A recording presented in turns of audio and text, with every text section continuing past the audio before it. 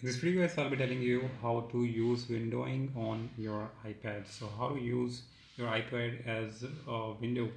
So first of all, you have to guys go to your settings. Now in your setting guys, you have to go to this option called multitasking and gesture, and now enable this option windowed apps. When you enable this option, now you can use your application as windows.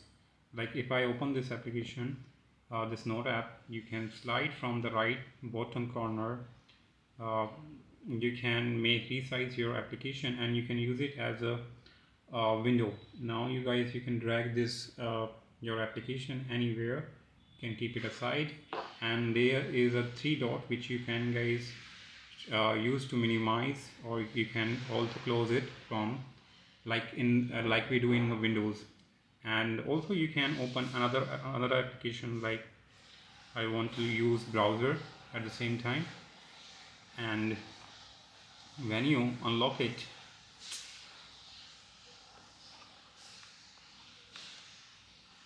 the hell so when you unlock it, now you can resize again and make it as window, and you can keep on the other side. You can do multitasking by using by windowing your iPad.